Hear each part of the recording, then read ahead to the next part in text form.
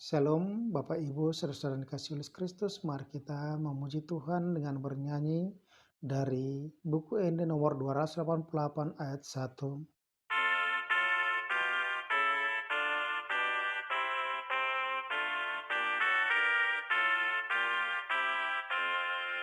Namar guru dolut nadi Jehovah debatata dohot panipak nai nasa namar pos niroha nama kirim di Jehovah ido namar tuai.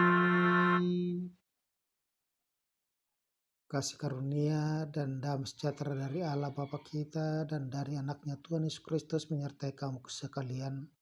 Amin. Firman Tuhan yang menjadi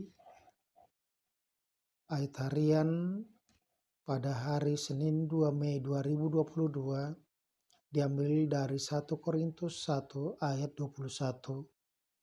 Oleh karena dunia dalam hikmat Allah tidak mengenal Allah oleh hikmatnya, maka Allah berkenan menyelamatkan mereka yang percaya oleh kebodohan pemberitaan Injil.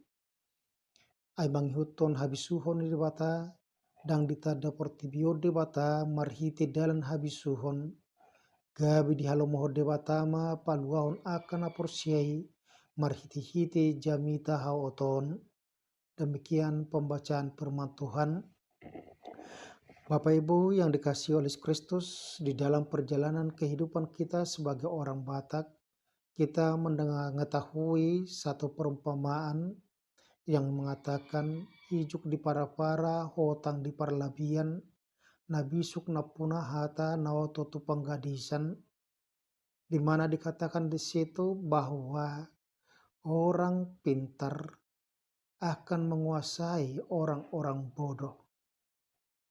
Dan melalui pengetahuan itu, perumpamaan itu, maka orang Batak selalu bercita-cita supaya setiap anak-anaknya mampu untuk meraih ilmu sebanyak-banyaknya.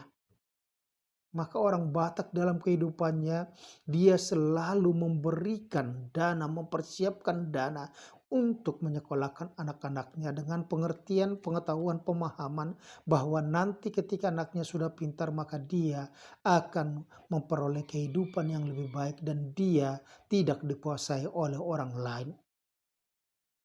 Tetapi sering juga kita melihat bahwa ketika manusia sudah mencari ilmu dengan apa yang disebut dengan gelar 1, 2, 3, S1, S2, S3, profesor dan sebagainya, orang sering lupa dengan hikmat daripada Tuhan. Orang sering tidak menjadi semakin percaya kepada Tuhan, tetapi semakin meninggalkan Tuhan. Karena apa? Karena hikmat dunia sering bertentangan dengan hikmat Allah. Itu sebabnya Paulus mengingatkan supaya jemaat Korintus dan juga pada saat ini kita, dimanapun kita hidup, kita berada, supaya kita senantiasa lebih mengutamakan hikmat Allah. Melihat segala sesuatu dari segi kacamata iman, bukan hanya kemampuan berpikir kita, bukan hanya logika kita saja. Karena apa? Karena dalam kehidupan jemaat Korintus, di mana Korintus sebagai pusat perdagangan dan juga menjadi sekaligus menjadi pusat ilmu pengetahuan, di mana banyak filsuf-filsuf yang berdiam di kota Korintus, di mana mereka menilai segala sesuatu itu adalah dari segi logika.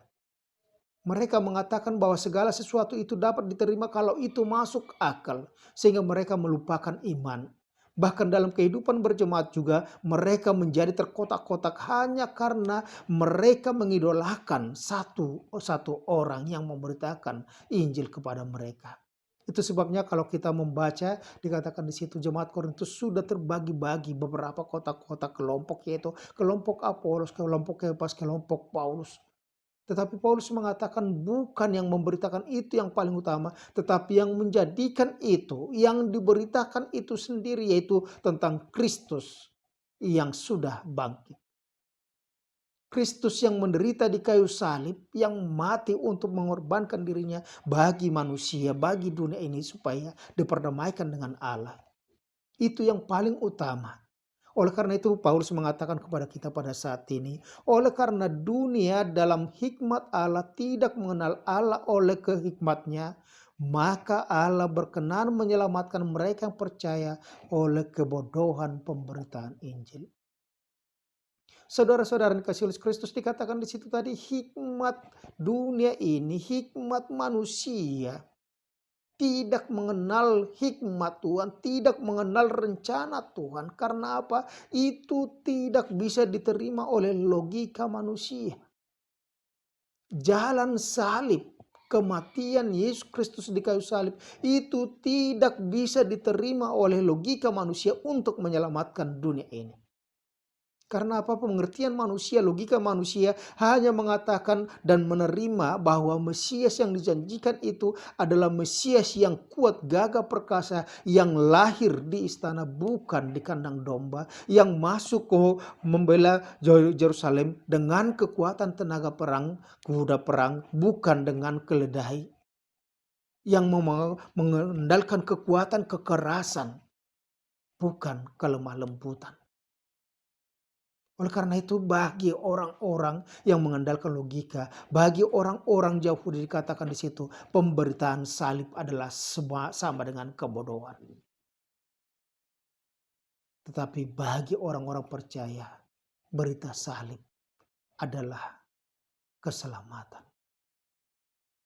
Saudara-saudara yang kasih Yesus Kristus, karena dunia terlalu mengandalkan logika, sehingga manusia sering melihat keselamatannya juga adalah keselamatan yang ditentukan sendiri dengan amal jasa.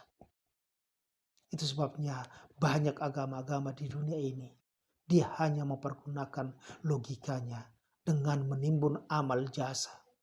Maka dia bisa menentukan masuk surga apa neraka. Kalau saudara-saudara kita sedang merayakan hari lebaran mereka karena mereka merasakan bahwa selama bulan puasa mereka sudah menyimpan pahala, maka mereka bersuka cita. Tetapi kita diingatkan dalam kehidupan kita sebagai orang percaya bahwa kita diselamatkan bukan karena perbuatan baik kita, bukan karena amal kebaikan kita, tetapi kita diselamatkan hanya karena iman kepada Yesus Kristus.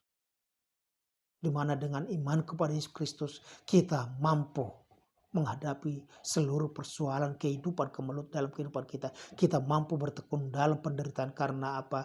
Iman percaya kita mengatakan bahwa sudah disediakan kehidupan kekal bagi orang percaya kepada Kristus. Kita bisa percaya karena kita sudah membaca firman Tuhan melalui Alkitabnya. Kita sudah mengetahui kehendak Tuhan. Oleh karena itu kita mampu untuk melakukan itu dalam kehidupan kita.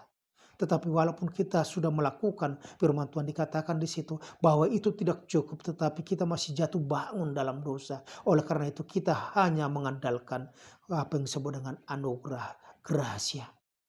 Itu sebabnya dikatakan manusia diselamatkan hanya karena kasih karunia Tuhan semata-mata. Holan asini rohani dewata yang telah memberikan anaknya Yesus Kristus menjadi kurban penebusan, kurban pendamaian atas dosa-dosa kita, sehingga Allah yang kudus diperdamaikan dengan manusia berdosa.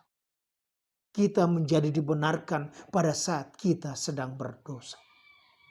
Oleh karena itu, mari kita menjalani kehidupan kita dengan tetap percaya kepada Yesus Kristus. Apapun yang terjadi dalam kehidupan dunia, kita harus senantiasa mengatakan, aku percaya kepada Allah Bapa, aku percaya kepada Yesus Kristus, aku percaya kepada Roh Kudus. Tidak terganggu oleh bujukan-bujukan dunia ini. Walaupun banyak yang kita hadapi, tidak masuk logika, tetapi dengan iman kita bisa mengetahui, kita memiliki kepastian. Hidup bukan hanya di dunia ini, tetapi hidup adalah sampai kepada kehidupan kekal dalam kerajaan Allah yang sudah disediakan Tuhan Yesus melalui kenaikannya ke surga. Tuhan Yesus memberkati kita semuanya. Amin. Terima kasih Bapa Sorga jika pada hari ini Engkau telah mengingatkan kami supaya kami bukan hanya bersandar kepada logika kami sendiri, tetapi kami senantiasa meminta dan menjadikan hikmat Allah menjadi pedoman kehidupan kami. Karena ketika logika kami tidak mampu berbicara, tidak mampu menerima, tetapi iman kami kepada Yesus Kristus dapat menjelaskan itu dengan kepastian, sehingga kami tidak ragu-ragu dalam menjalani kehidupan kami. Kami tidak ragu-ragu untuk menentukan apa yang mau kami lakukan dalam kehidupan kami sesuai dengan kehendak-Mu. Bapa Surga, biarkan kami menjadi orang-orang yang mampu menghadapi penderitaan, yang mampu mempercaya bahwa melalui penderitaan kami, apapun yang terjadi dalam kehidupan kami di dunia ini, itu akan memberikan kemuliaan dalam kehidupan yang kekal yang sudah Tuhan sediakan bagi orang-orang percaya padamu. Terima kasih di surga, Engkau yang senantiasa memberkati setiap jemaatmu dimanapun mereka berada, apapun yang mereka kerjakan, biarlah Tuhan yang senantiasa memberkati. Dalam nama Tuhan Yesus Kristus kami berucap syukur. Amin.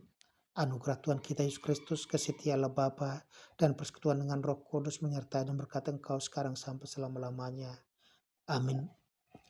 Terima kasih, Tuhan Yesus memberkati kita semuanya.